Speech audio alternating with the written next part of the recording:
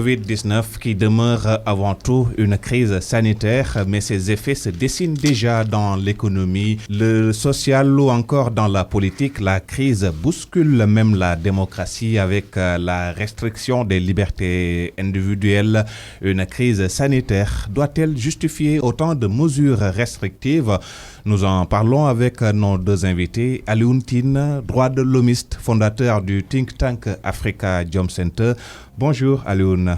Bonjour Bess. Avec nous aussi Maître Abdoulaye Tine, avocat, docteur en droit et professeur de droit pénal international à l'Institut des droits de l'homme et de la paix de l'Université Cheikh Anta Diop de Dakar. Maître, bonjour.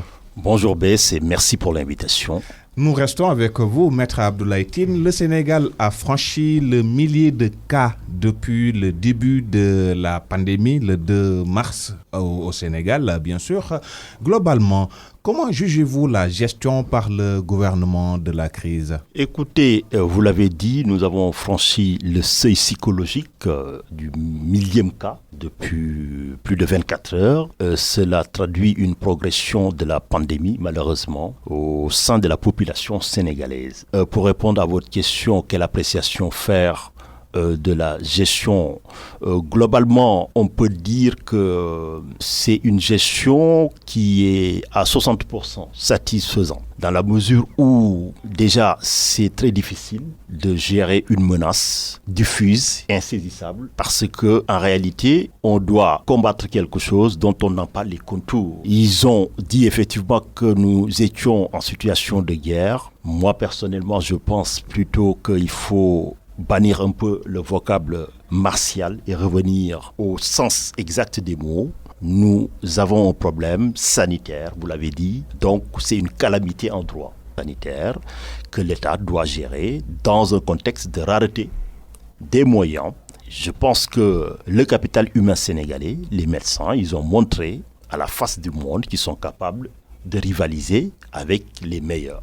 Là où le gouvernement, pour terminer ma réponse à votre question, votre première question, là où le gouvernement a péché, c'est dans la logique de la riposte. En réalité, moi, mon intime conviction, c'est qu'il fallait d'abord donner de l'équipement médical, pharmaceutique, des masques à la population avant de passer à l'autre étape qui est la distribution du riz et de l'huile et d'autres. Parce que nous l'avons vu, en inversant les logiques déjà, nous avons eu plus de 1000 cas alors que le matériel n'est pas encore disponible. Il a fallu quand même une sortie du professeur Seydi pour remettre les choses en place. Alioune Tine, nos structures de santé sont au bord de la saturation et certains prédisent même le pire avec cette multiplication des cas. Est-ce que cette situation-là n'interpelle pas notre politique de santé publique? Mais absolument. Je pense que je vais saluer quand même mon frère Abdoulaye, avec qui nous avons partagé beaucoup de combats, et te remercier de l'invitation et saluer effectivement l'ensemble de tes auditeurs. Écoutez, c'est un mur, le Covid. C'est un mur sur lequel butent à la fois les scientifiques, les gouvernements, les stratégies de toute nature. Donc, comme il l'a dit, c'est extrêmement compliqué parce que autant les Américains ont pu combattre maintenant en se disant on veut 0 mort, autant ils ont été complètement neutralisés par Covid-19, qui a pratiquement aujourd'hui aussi, si vous voulez, montré les défaillances du système sanitaire américain, italien, français, partout. Donc, nous, avec les défaillances qu'on a, parce qu'il faut quand même reconnaître nos défaillances. Nos défaillances, d'ailleurs, ce sont les élites elles-mêmes qui les montrent parce qu'elles ne se soignent pas ici. En se soignant ailleurs, elles montrent les défaillances et les limites du système sanitaire. Il faut aujourd'hui qu'ils mettent des systèmes sanitaires qui ont leur propre confiance à eux, les gouvernants. Comme ils doivent avoir aussi des systèmes d'éducation dont ils ont confiance. Pour ne pas dire, écoutez, la formation que moi je donne ici, dans ce pays, c'est pas bon. J'amène mes enfants aux États-Unis, en France ou ailleurs, ou dans des institutions qui ne sont plus des institutions publiques, privées. Tout cela, ça montre quand même des défaillances dans le secteur de santé, dans le secteur de... Récemment, vous l'avez vu, il a fallu que Seydi parte, revienne pour dire, tiens, j'ai été à Ziguinchor. Voilà, il y a des problèmes de réanimation et de respirateurs. Immédiatement, le ministère a répondu. Heureusement que Diouf Sarr a corrigé. 48 heures, il va sur place. Et c'était ça qu'on demandait. C'est ça qu'on demande. Les gens sont là pour montrer les défaillances, critiquer, non pas pour détruire, mais pour dire attention, alerter, voilà les problèmes que nous avons et les régler. Mais tu soulèves un problème important. Parce qu'effectivement, il faut dire quand même que nous avons des pouvoirs limités. Nous avons vu des pays européens qui ont été très modestes, qui ont dit, écoutez, l'Europe, aidez-nous parce qu'en ce moment, nous sommes complètement débordés, nos systèmes sont défaillants. Ce ne sont pas les Européens qui sont venus, c'est la Chine, c'est Cuba. Accepter en Europe que Cuba vienne quand même t'aider sur le plan... Paria, exactement, comme le paria.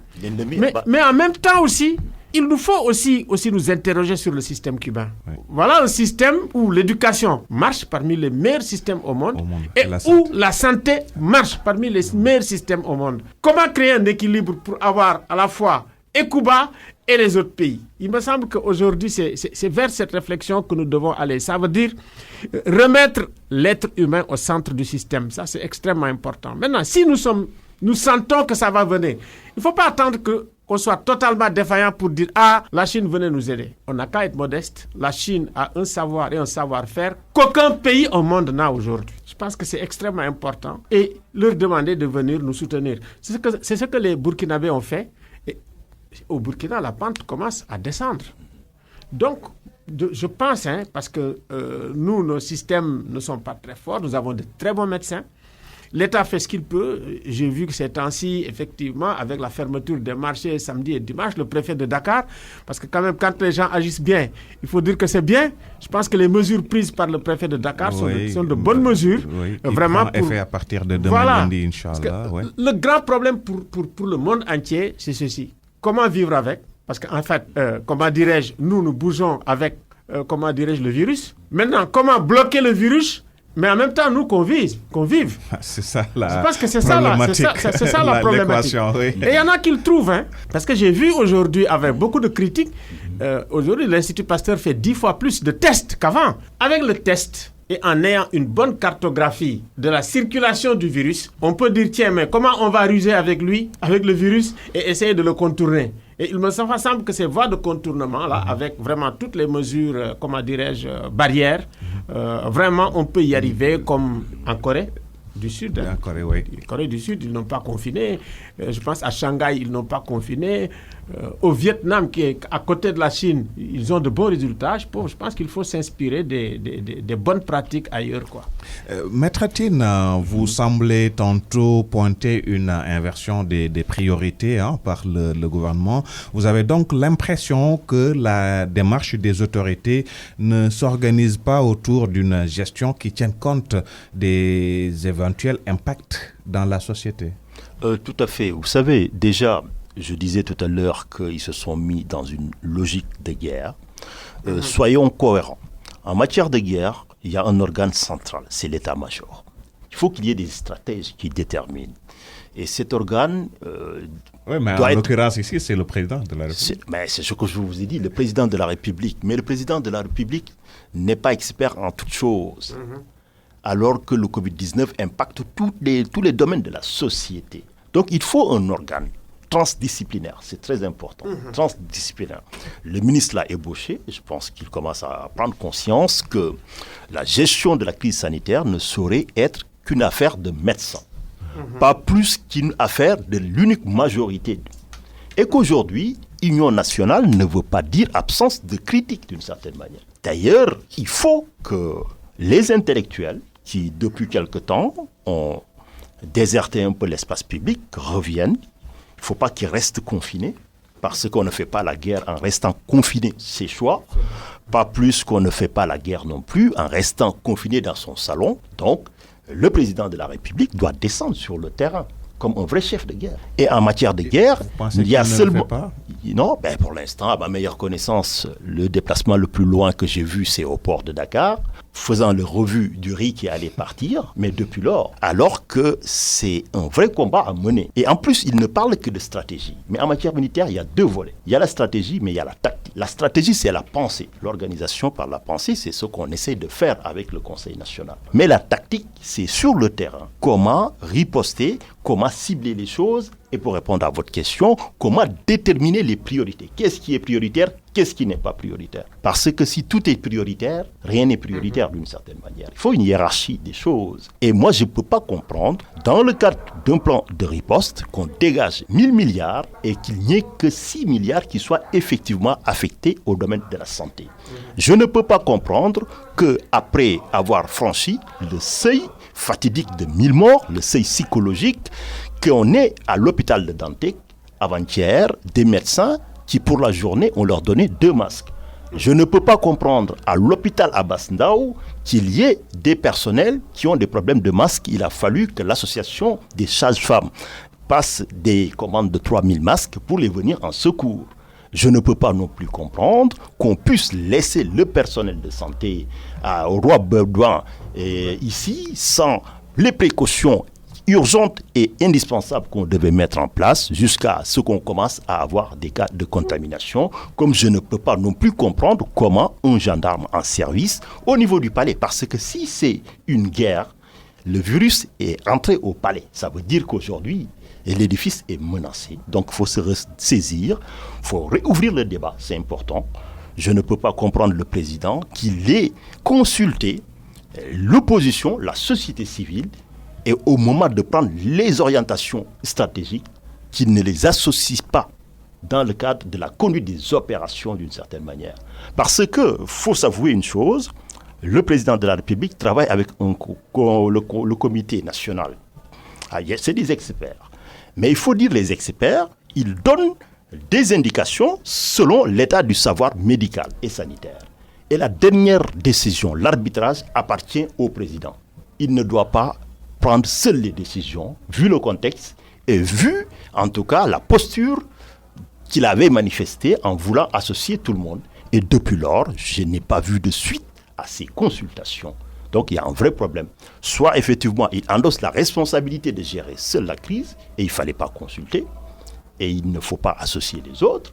Ou sinon, effectivement, il faut qu'il y ait une consultation permanente et de nouvelles technologies permettent aujourd'hui d'avoir des comités élargis et des consultations virtuelles pour pouvoir continuer à gérer adéquatement la menace et échanger avec tout le monde. Et il faut, pour terminer, effectivement, un contrôle du Parlement. C'est important. On a pris des mesures pour restreindre les libertés. La restriction des libertés est prévue. Effectivement, en période d'exception, je parle sous le contrôle de mon ami et frère à qui je rends un vibrant hommage pour avoir partagé avec lui beaucoup de combats au niveau du pays, mais à l'international et surtout sur le plan panafricain. Les périodes d'exception, c'est prévu par les pactes des Nations Unies, les pactes des droits civils et politiques. On restreint les libertés, mais la légalité, effectivement, est assujettie à leur nécessité et leur proportionnalité. Ce qui veut dire que déjà, il y a quelque chose que l'État du Sénégal doit corriger déjà présent. C'est pour tous les États. Lorsque vous décrétez une situation d'exception, le droit international met à votre charge une obligation d'en aviser sans délai le secrétaire général de l'ONU. Pour les organes de surveillance, le Sénégal, à ma meilleure connaissance, ne l'a pas encore fait. Et c'est cette manifestation qui permet aux organes de continuer à veiller sur les libertés pour voir est-ce que ces restrictions sont assujetties, ne sont pas disproportionnées. Mais l'ONU, on ne l'a pas trop entendu dans cette crise. Effectivement, bon, on peut dire qu'on n'a pas su sentir quand même une vraie présence de l'ONU. Ouais. Mais les agences, en tout cas, que ce soit l'OMS, que ce soit les autres, de la prophétie ou la prédiction de son secrétaire général pour l'Afrique. Mais ça traduit quelque chose aujourd'hui, c'est qu'il y a un vrai problème au niveau de l'Organisation des Nations Unies. Moi, j'ai fait ma thèse de doctorat sur les Nations Unies, la politique juridique de l'ONU, la gestion normative des crises. J'ai travaillé sur les problématiques de terrorisme. Lorsqu'il a fallu gérer la question du terrorisme international, quand il y a eu les attentats du 11 septembre, le même soir, le Conseil de sécurité s'est réuni pour imposer une obligation de coopérer à tous les États, mais aussi une obligation d'assistance. C'est-à-dire les États qui ont les moyens devaient aider les autres parce que c'était leur agenda. Aujourd'hui, on nous a prédit le pire, mais que fait le Conseil de sécurité ? Il n'y a pas encore une obligation pour ces pays du Nord qui ne sont pas impactés, parce que ce n'est pas tout le monde qui est impacté, qu'ils aident tout de suite l'Afrique, comme disait mon frère Alun, qui nous amène tout de suite le matériel. Il ne faut pas attendre qu'on ait une crise débordante et incontrôlée pour courir et amener des hélicoptères. Si tant est que les mots puissent avoir un sens et une signification, aujourd'hui, la population africaine, si c'est eux qui le disent, qui alarment, qui disent qu'on a plus de chances d'être décimés par le Covid-19 que par une menace terroriste, je me demande et je me pose encore la question, que fait l'ONU? Alioune Tine, vous êtes un défenseur acharné des droits de l'homme. Est-ce que les droits de l'homme ont été au centre des réponses à l'épidémie? Autrement dit, est-ce que toutes les restrictions prises sont motivées par des objectifs légitimes de santé publique? Merci, c'est une très bonne question. Je veux dire qu'aujourd'hui, ce qui est bizarre, c'est que à la fois les Nations Unies, les institutions financières internationales, le FMI, tout ce qu'ils n'ont pas pu faire, ils le font. C'est sur les droits économiques, sociaux et culturels. Le droit à la santé n'a jamais été une priorité. Le droit à l'alimentation n'a jamais été une priorité pour eux. Donc, il faut aujourd'hui que les droits économiques, sociaux et culturels puissent être considérés comme des droits fondamentaux avec une égale dignité que les droits civils et politiques. Je pense que c'est extrêmement important. Parce qu'en fait, aujourd'hui, avec Covid, c'est très clair, on voit les choses. Mais, avec Covid-19, les choses apparaissent très clairement. Mais les effets négatifs des droits économiques, sociaux et culturels, on le voit au Sahel. En réalité, les chômages, là, les gens qui vont en Europe, qui meurent tous les jours, mais c'est parce qu'effectivement, le droit au travail n'a pas été respecté. Les gens qui s'engagent à Boko Haram, c'est les plus pauvres dans les régions les plus pauvres, où même le droit à l'éducation n'a pas été affecté. Mais maintenant, venons-en aux droits civils et politiques, la liberté d'expression, la liberté de penser, etc. Bon, là aussi, écoutez, il ne faut pas confiner la liberté d'expression. Il faut... Aujourd'hui, d'ailleurs, ce qui nous sauve au Sénégal, parce qu'au Sénégal, nous sommes allés trop loin dans les mesures d'exception. Avec cette loi qui autorise, qui carrément, pratiquement confine l'Assemblée nationale. Je pense que l'Assemblée nationale devait être beaucoup plus utile aujourd'hui dans ce cadre que jamais. Et qu'effectivement, que les ministres soient convoqués, s'expliquent. Maintenant, qui régule? Qu'est-ce qui régule démocratiquement? Si les institutions démocratiques sont toutes confinées, c'est effectivement l'opinion.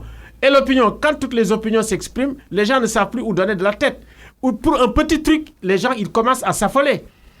Et à être réactifs, ça veut dire à réagir par rapport à ce qui se passe. Il me semble. Et l'autre, il l'a dit bien, Abdoulaye. Et je suis totalement d'accord avec Abdoulaye. Il faut faire en sorte que, effectivement, l'état de droit, c'est extrêmement important en période d'exception.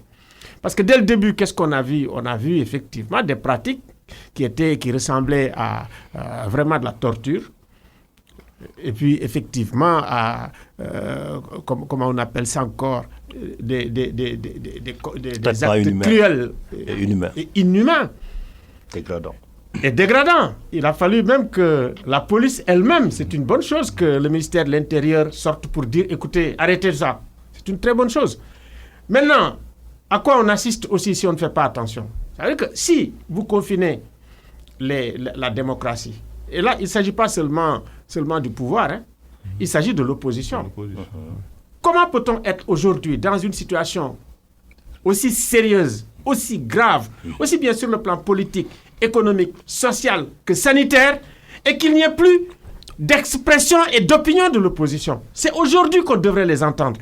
Voilà aussi les effets totalement négatifs de ce qu'on peut appeler une démocratie électorale exclusivement fondée sur le suffrage universel. Aujourd'hui, c'est la contre-démocratie qui constitue une véritable dynamique qui marche. C'est les réseaux sociaux qui régulent, qui appellent à l'ordre. Alors, ça veut dire que c'est un vide. Je vais aller plus loin. Quand j'ai vu effectivement que les syndicalistes ont dit, écoutez, nous n'avons pas de cahier de revendication, j'ai dit, mais attendez, on est où? Mais c'est un véritable refoulement. C'est-à-dire que toutes les colères qui vont être des colères rentrées, refoulées, les non-dits, quand ça va exploser, tu sais, la marmite, il faut l'ouvrir un tout petit peu. Parce que pour que ça fasse pousse, pousse, pousse. Sinon, ça explose. Donc, c'est un moment où on doit libérer la parole, libérer l'inventivité. On comprend le gouvernement. Tous les gouvernements sont fatigués, se cherchent par rapport à ce virus. Mais également, c'est pendant ces moments de difficulté où les gens s'expriment, où l'innovation aussi après. On n'a jamais été aussi innovateur dans ce pays, je veux dire, aussi réfléchi. qu'en face de ces difficultés, ça veut dire que nous avons des capacités de résilience. Et ces capacités de résilience-là, il faut les mettre en œuvre, en laissant les gens s'exprimer, en laissant les institutions fonctionner correctement. Parce qu'en réalité, si ça ne fonctionne pas, on va dormir, le lendemain, on va se réveiller avec une récession monumentale. Si on n'est pas préparé à cela, il faut qu'on soit préparé à ça. Et effectivement, par rapport à la gravité aussi, il faut que les gens donnent des solutions. Qu'est-ce qu'on doit faire? Il n'y a pas que le gouvernement qui est là. Ce n'est pas la peine de convoquer les gens, comme il l'a dit, au palais, tout le monde vient, on fait salam alek, on est d'accord, très bien, on sourit, on soutient, et puis après on va dormir. Ou on joue comment on s'appelle, le lido. Non, ce n'est pas le moment de jouer. C'est le moment de continuer la réflexion. Comme tu dis, il y a l'alimentation. Mais en fait, la crise, elle est d'abord sanitaire. Les défaillances qu'on a en matière sanitaire, ça doit être la priorité des priorités. On a dit on a 64 milliards. Maintenant, depuis lors, j'ai vu quand même les gens du Forum civil dire qu'il faut quand même décliner le plan d'investissement pour la santé publique. Mais jusqu'ici, on commence par le riz. Je pense que le riz a créé tout de suite tout un scandale. Ouais, donc, avec l'attribution il y a des de marchés, bonnes résolutions qui sont prises, il y a de bons discours qui sont faits, mais au niveau de l'opérationnalisation, oui, nous avons toujours des problèmes. Et nous avons toujours des problèmes parce que ce sont les mêmes acteurs avec les mêmes erreurs du passé qui sont reproduits aujourd'hui. Ce qui fait que au moment où on dit tiens, il faut créer un nouvel ordre mondial, mais le nouvel ordre national, il ne commence pas à être en branle. Et il nous faut un nouvel ordre vraiment national en essayant de libérer vraiment les initiatives, de libérer la parole, de libérer l'expression. Et puis tout le monde est conscient que franchement, on doit être unis. Il faut être unis autant que possible, vraiment pour combattre cette histoire-là. Maître Tine, en Conseil des ministres cette semaine, le président de la République, face à l'inobservance des mesures dans les transports, les lieux de commerce et autres espaces publics, demande à corser les sanctions. Mais comment résoudre cette équation du choix entre le risque de choper la maladie et l'obligation pour un père de famille de nourrir sa famille? Écoutez, c'est une excellente question. Je pense que le projet d'ordonnance, je ne sais pas s'il a été adopté définitivement ou en tout cas publié, pose problème.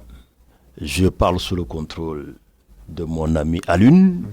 On ne peut pas dire qu'on va libérer pour désengorger les prisons. Libérer les prisonniers, y compris Hissène Habré, parce que tout simplement, il y a un risque de propagation. Et dans le même schéma, c'est-à-dire le même laps de temps, on prend une ordonnance législative qui dit que le juge n'a plus le droit, c'est ce qu'ils disent, il n'y a pas possibilité de prononcer le sursis. Ce qui n'est pas d'ailleurs conforme au principe du droit pénal, mais encore pour obliger le juge à amener les gens en prison en cas d'infraction. Il y a un vrai problème, parce qu'il y a des logiques contradictoires, voire même psychédéliques. On désengorge, mais on dit que tous les contrevenants n'auront pas la possibilité d'avoir des circonstances atténuantes, c'est ce que dit le directeur de cabinet du ministre et du président, et en plus mon confrère, et en plus de cela, il dit qu'ils ne pourront pas prononcer de sursis. C'est tout le problème que nous, les avocats, on a eu avec Sarkozy, parce que ça remet en cause l'esprit. Le principe en matière pénale, c'est la personnalité de la peine. La peine doit être adaptée. Les circonstances atténuantes, c'est le droit pénal général qui le prévoit. Donc, un père de famille peut être en état de nécessité absolue. C'est-à-dire, c'est soit la mort, ou la souffrance familiale, ou aller chercher. Donc, pour chaque cas, il va falloir que le tribunal cherche. Parce que dans ce cas, c'est des distributeurs de peine, comme on disait en France. C'est automatique. On n'a pas besoin de vous présenter à un juge. Parce que le juge, il ne rend pas seulement justice. Il vous juge par rapport à votre comportement et la norme sociale, d'une certaine manière. Donc, je pense que cette ordonnance, il va falloir la rétracter ou la corriger. Et j'ose espérer que le syndicat des magistrats prendra position par rapport à cela, parce qu'on ne peut pas dire qu'on est en matière pénale et on va effacer le pouvoir d'appréciation qui est donné aux magistrats. Maintenant, par rapport à ces mesures donc, on l'a dit, la légalité des mesures est assujettie à leur nécessité et leur proportionnalité. Ce qui implique l'idée de modération. On n'a pas besoin de cruauté inutile, d'une certaine manière. Moi, je pense déjà, ce qui a faussé le débat, c'est de vouloir trop suivre la France. Macron, ses conseillers lui ont écrit un discours pour dire qu'on est en guerre. Ce mimétisme des États africains. On est en guerre. Et tous les États francophones, dans les discours des présidents, disent qu'on est en guerre. Non, on n'est pas en guerre. On est en situation de calamité sanitaire. Il y a une différence. La guerre, c'est un affrontement armé. On cherche à détruire l'autre. Dans ces cas, dans la calamité, on a besoin, comme il l'a dit, d'innovation, de génie, libérer l'intelligence. Et c'est pour ça aussi, je suis tout à fait d'accord avec Alun, il faut que l'opposition politique se déconfine intellectuellement et qu'ils reprennent en charge leur mission, d'une certaine manière. La gestion de la crise, encore une fois, ne saurait être l'affaire exclusive du gouvernement. Si on s'estime investi de responsabilité vis-à-vis du peuple sénégalais, nous devons jouer les sentinelles. D'autant plus que le Parlement a quasiment abdiqué d'une certaine manière. Et plus que jamais, je pense que les médecins, le point qu'ils ont présenté aujourd'hui, un excellent point de la situation, ils devaient faire la même chose au niveau du Parlement. Même si c'est par voie, donc, comment on appelle encore, virtuelle, des visioconférences, il faut qu'il y ait un contrôle parlementaire. Pourquoi ? Parce que, qui dit guerre, dit propagande de guerre. Ce qui veut dire qu'il y a des risques d'arrangement avec la vérité. La sortie du professeur Seydi et les réponses données, parce qu'il y a des gens qui se disent c'est des docteurs, c'est vrai c'est des docteurs, mais ils sont dans des cabinets ministériels d'une certaine manière. Et quand ils parlent, on ne sait pas si c'est le docteur ou le directeur de cabinet qui parle. Osons le dire d'une certaine manière. Donc, il appartient à la représentation nationale de s'en saisir, de faire le bilan d'étape de la stratégie anti-Covid, d'essayer de voir où nous en sommes et de demander à ce que le gouvernement produise les justifications scientifiques. Sur la base de cela, on saura effectivement est-ce qu'on est sur la bonne voie. Parce que, pour ne rien vous cacher, aujourd'hui, vous m'avez posé la question comment j'apprécie. Je vous dis mon appréciation est mitigée. Je pointe les manquements, mais du point de vue sanitaire, on n'a pas les éléments. Le comité a donné au président, il nous relève la position. Il n'y a pas une contre-expertise qui s'exprime. Parce que même les autres médecins qui parlent, ils ne sont pas dans le comité d'une certaine manière. Et c'est pour ça que le Parlement doit encore une fois s'imposer. Là où je vais finir maintenant, c'est les restrictions de liberté.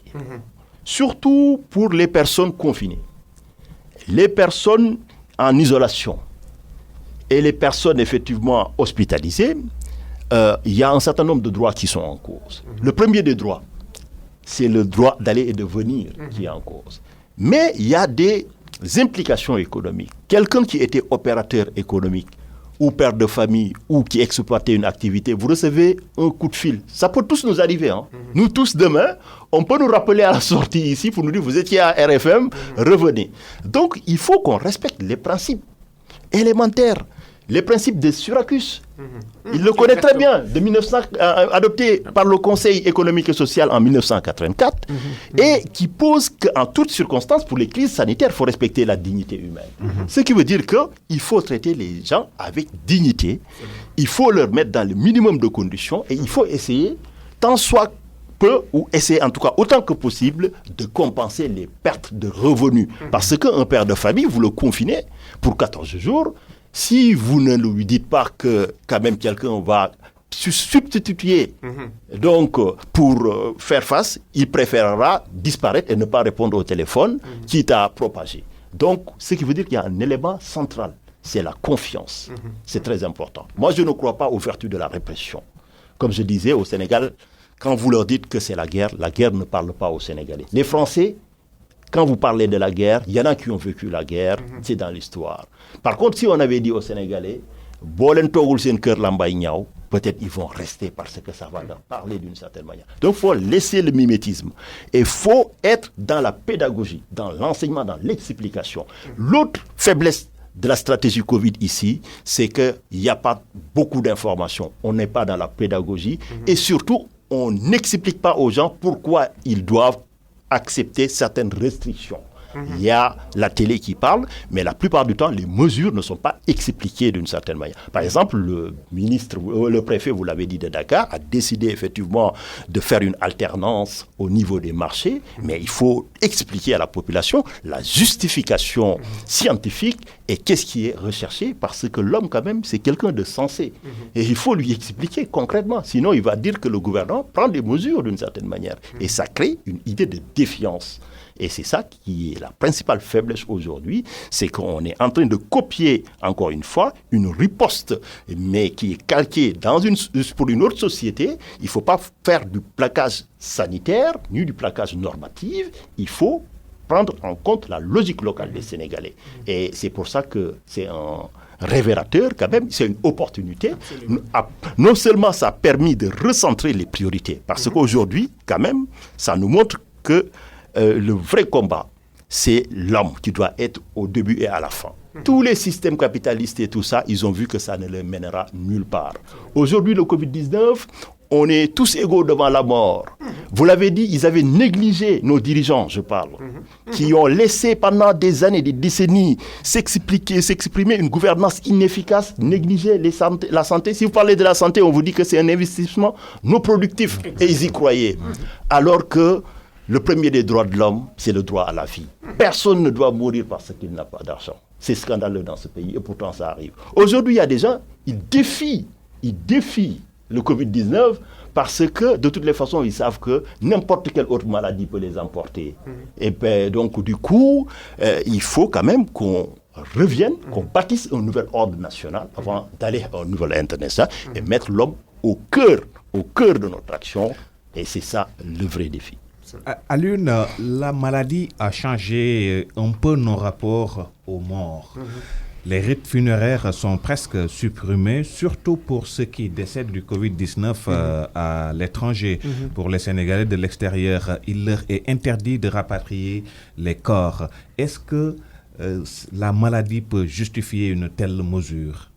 Bon, ça n'a pas seulement créé la question de la déritualisation des funérailles. C'est même par rapport aux religieux. Les mosquées qui ferment. Les mosquées sont fermées, les églises. Les synagogues. En réalité, c'est quelque chose qui a déconstruit les rapports humains, les relations humaines de façon globale. Et y compris même la déconstruction du sens. Notre relation au monde, notre relation à l'autre. Parce que la distanciation, c'est carrément une négation de relation à l'autre. Nous, ce qu'on connaît, c'est effectivement être ensemble, se toucher et tout. Maintenant, vous posez une question qui me semble assez grave.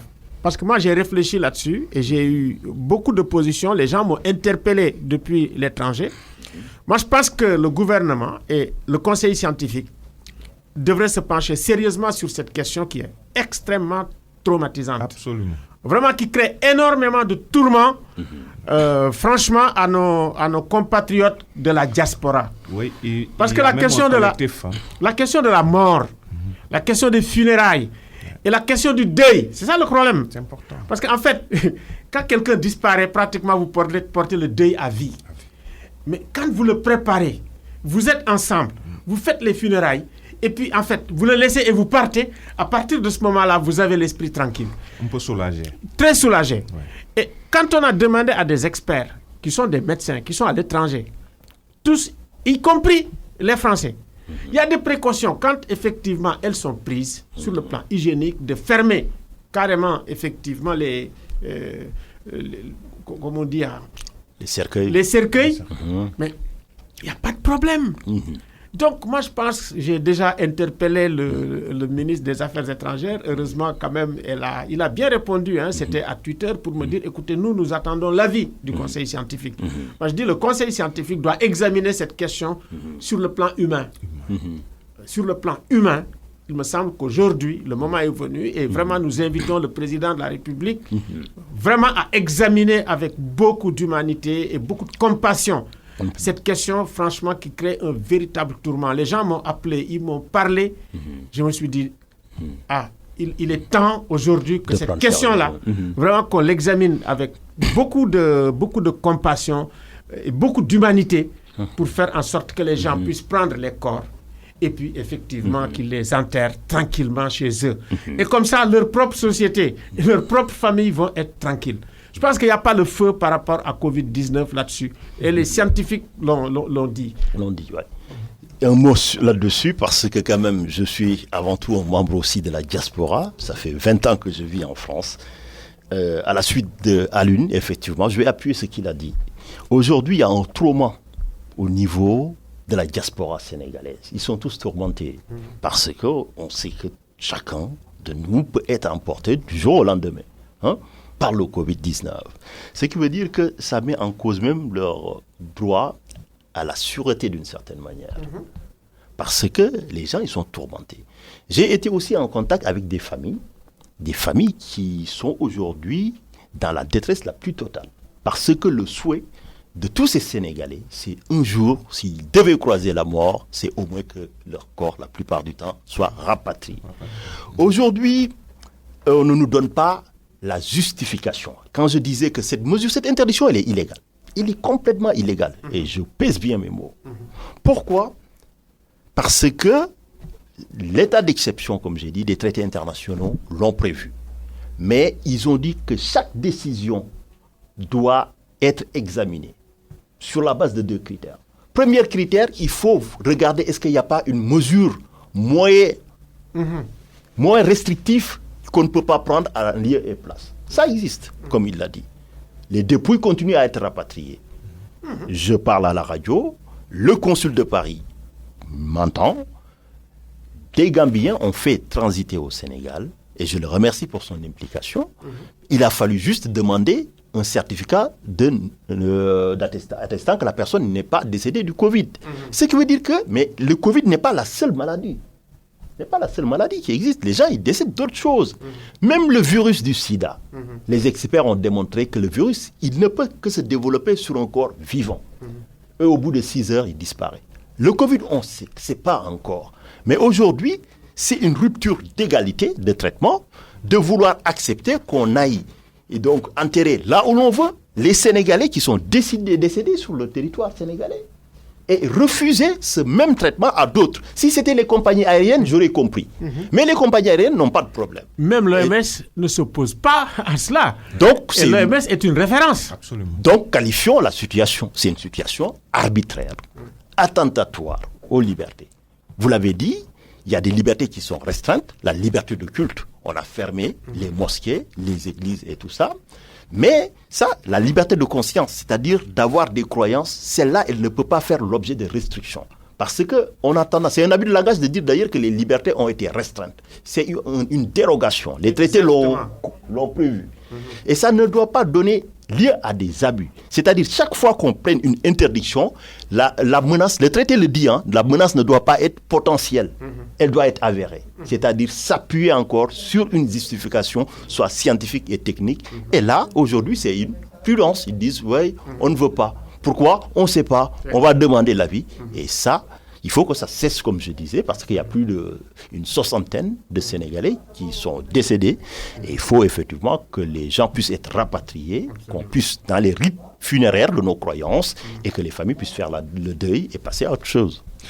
Alun, le président de la République, lors du dernier Conseil des ministres, a demandé la mise en œuvre d'une communication de proximité adaptée.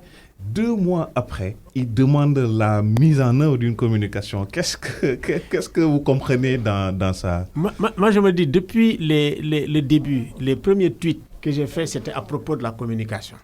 C'est que nous avons hérité d'un État napoléonien hyper centralisé. Et l'administration, dans sa tête, dès qu'elle parle, tout le monde comprend. Alors que même les Toubabs utilisaient les griots avec les tam-tams pour diffuser l'information.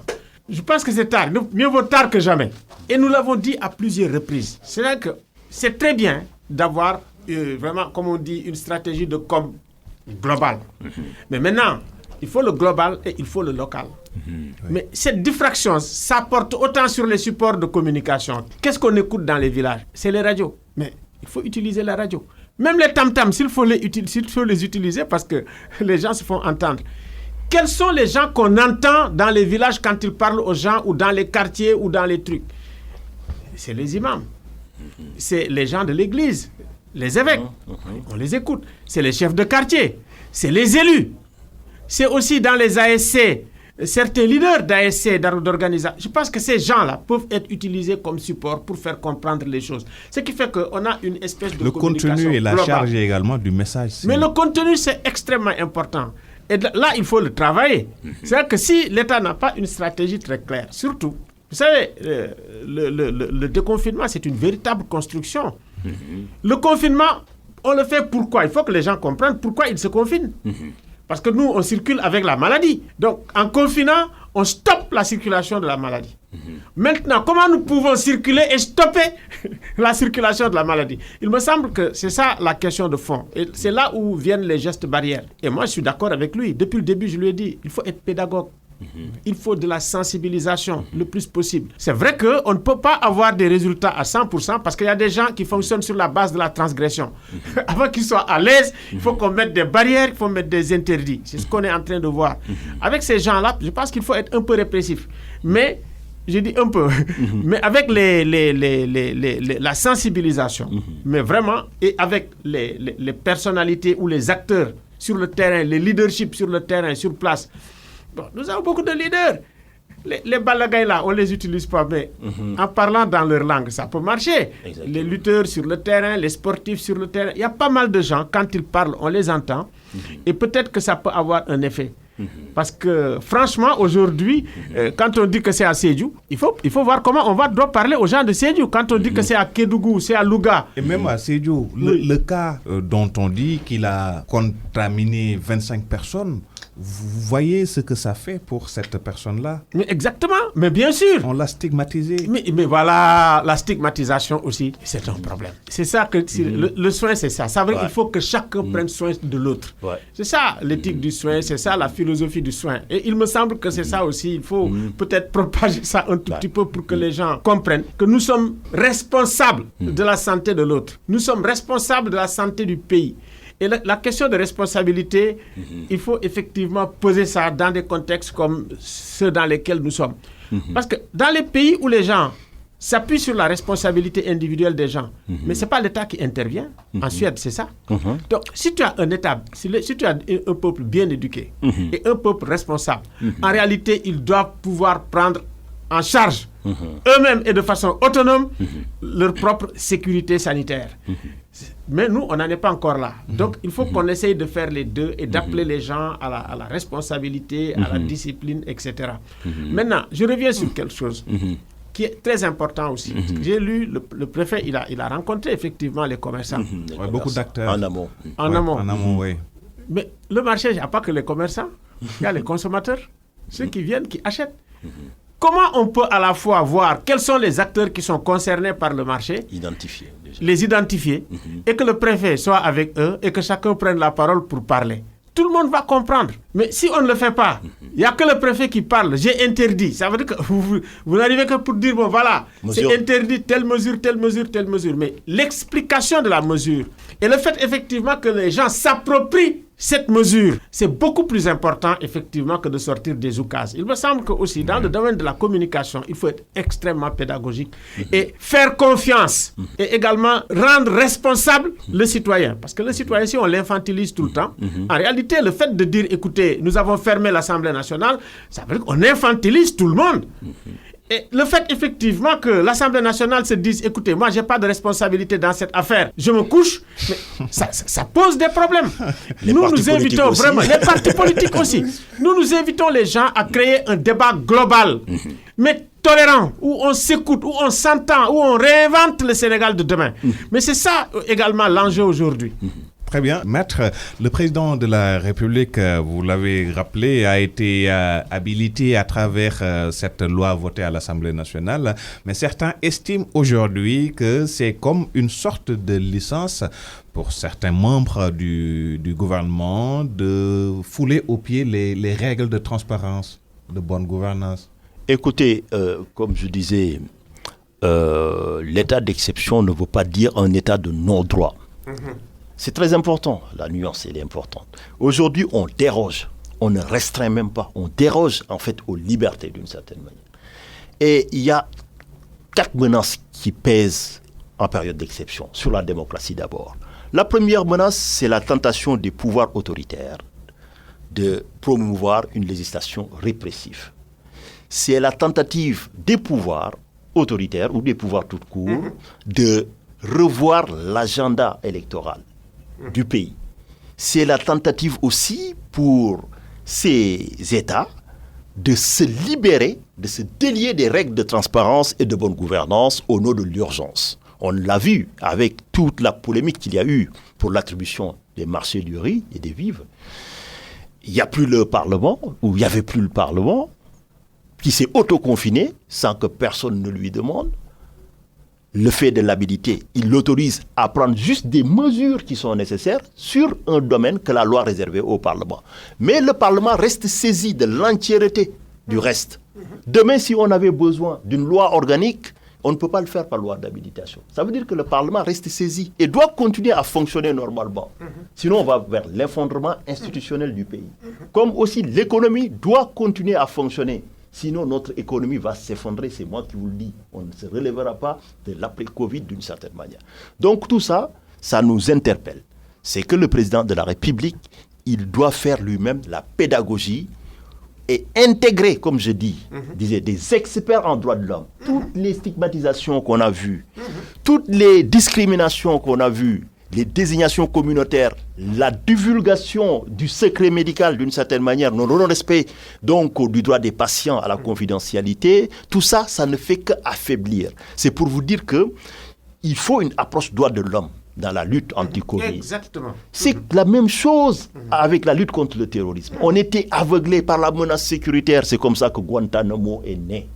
Il ne peut pas y avoir de réussite pour une stratégie anti-Covid si on ne respecte pas la légalité, si on ne respecte pas les droits de l'homme, si on ne respecte pas le droit tout court. Et donc, pour répondre de manière précise à votre question, ce n'est pas un blanc-seing, donc ce n'est pas un chèque en blanc que le Parlement a donné. On a juste autorisé, habilité l'exécutif sur un domaine précis. Il va légiférer sur ces domaines. Leur durée de validité, c'est 3 mois. À l'expiration de ces 3 mois, soit le Parlement va se réunir pour les avaliser, c'est-à-dire les valider, faire la validation législative, ou sinon ils deviennent caducs, ils donnent d'eux-mêmes. Pourquoi je le dis? Parce qu'on a restreint la liberté d'exploitation, la liberté d'entreprise. Les gens, ils ont leur commerce, on leur dit, vous n'avez plus le droit d'ouvrir. Et ils s'arrêtent. Alors que c'est une liberté fondamentale en démocratie. Il faut leur expliquer pourquoi. Il faut leur donner des explications. La liberté d'entreprendre, mais la liberté d'exploitation. On vous dit, vous n'avez plus le droit de licencier un salarié. Sauf pour faute grave. C'est illégal. Sous le même angle, on voit quand même le soleil qui licencie un travailleur, c'est-à-dire un organe de l'État. Donc il y a un problème. Ce qui veut dire que tout ça, ça doit être harmonisé. Encore une fois, il faut muscler le Conseil national par des juristes, par des experts en droit de l'homme. Et des gens comme Aline, s'ils ont été experts de l'ONU un peu partout en Afrique, quand le Sénégal quand même vit une crise sanitaire de la sorte, vous le recevez au palais et après vous le laissez partir, c'est tout le problème qu'on a avec notre capital humain. On ne sait pas s'en servir. En lieu et place à l'une d'un comité de pilotage, on a un comité de suivi. Est-ce que vous pensez qu'avec ce comité-là, les choses se feront de manière transparente? J'ai tellement parlé de ça. Ce qu'on appelle la primauté du droit, ce qu'on appelle l'état de droit, ne doit jamais être confiné. Quelle que soit la situation d'exception, il nous faut avoir à l'esprit vraiment la permanence de l'état du droit. C'est extrêmement important. Approche droit de l'homme. Dans tout, si vous ne faites pas une approche des droits de l'homme, vous êtes totalement à côté. Or, aujourd'hui, pratiquement les droits de l'homme ont été confinés depuis très longtemps en Afrique de l'Ouest. Nous sommes en train de faire une étude, c'est terminé, c'est sous presse, pour toute l'Afrique de l'Ouest, sur la crise de l'état de droit, la crise de la démocratie, la crise de la gouvernance, c'est ça. En réalité, qui menace même l'existence de l'État post-colonial. On assiste aujourd'hui en direct à la décomposition de nos États au niveau du Sahel et ailleurs, parce qu'il n'y a pas de permanence. Et c'est bizarre, l'Union africaine, la CEDEAO, ils ont les outils pour démocratiser leurs États. Ils ont des mécanismes qui sont là pour réguler. Mais regardez la Cour africaine des droits de l'homme. Comment on le traite? On s'est retiré d'ailleurs le Bénin le premier et qui la Côte d'Ivoire a suivi. C'est-à-dire que nous, on aime beaucoup Kagame. Tout le monde l'aime, c'est très bien. Mais le fait qu'il se retire étant perçu comme quelqu'un, comme un leader, un grand leader africain dans le monde, s'il se retire de la Cour africaine des droits de l'homme, quand Ouattara se retire, il dit, mais écoute, je fais comme Kagame. Et quand le Bénin, qui a un juge, qui a parmi les meilleurs juristes pratiquement de l'Afrique, se retire, est-ce qu'on peut mesurer l'état de la régression qui arrive aujourd'hui en Afrique de l'Ouest? L'Afrique de l'Ouest a une constitution, c'est important. Donc, moi, nous on va sortir ça, on va créer le débat sur ça, et ça va être presque... On n'a même pas besoin de nouvel ordre à proprement parler. Si on applique ce que les chefs d'État, de façon souveraine, franchement, ont adopté, créé, et qu'ils sont en train de saboter aujourd'hui, déjà, sincèrement, ça va nous avancer.